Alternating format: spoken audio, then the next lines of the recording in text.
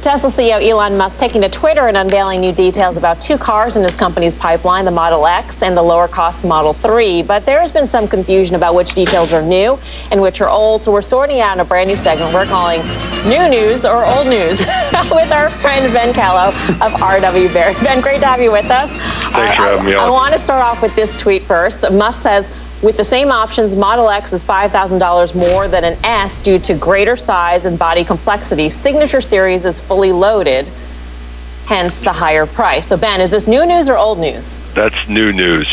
So one of the feedbacks that we got from clients and our contacts was sticker shock around the $130,000 Model X, which is the Signature Series, which sells at a premium.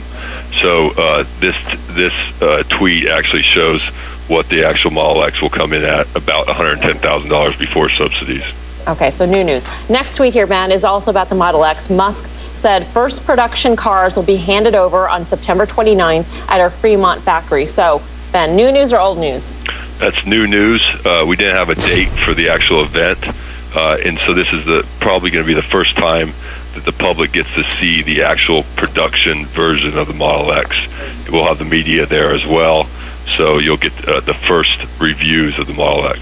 Okay, and finally, Musk tweeted this about the Model 3, $35,000 price, unveil in March, pre-orders start then. So, Ben, new news or old news? It's a little bit of both. The old news is the March showing, the $35,000 price target. The new news, though, is that they'll start taking reservations, and that will be a good data point as we move forward there, where they'll be able to update around the demand numbers.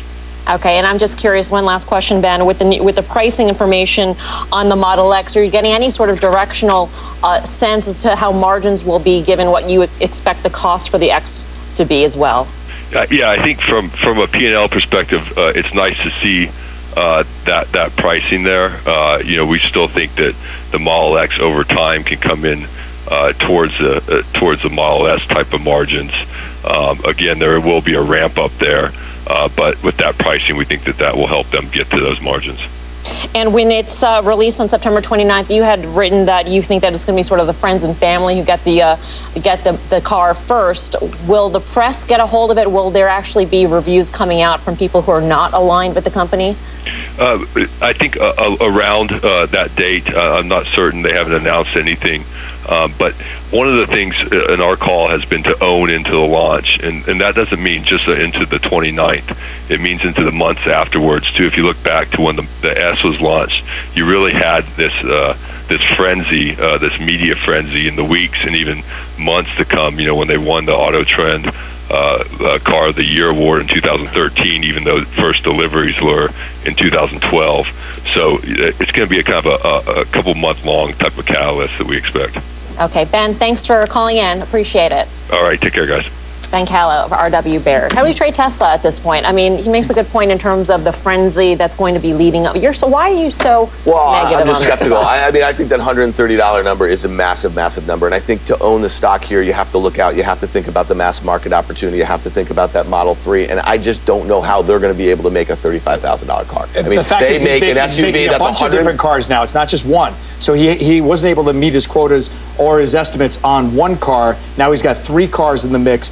It's too complicated. So the execution risk, you think, is higher because of the increased number of cars. If you look at how to trade it, if you're a bull, you need to close above. Technically, you need to close above $252. So Steve with some good technicals. But outside of that, you guys are talking about this like it's an automobile company. It's an automobile company. You need to value this thing like an automobile company. So we're all talking about deliveries and whether they get there or they don't get there. You have to price this thing significantly cheaper than it is here. Stationary storage is interesting. It's a fantastic company, very innovative. It's not. It's a tech company if you want it to be. Let's not talk about deliveries, but to me, it's going down to 225 in a bad market, in a tough tape. This is a stock like GoPro, like Netflix.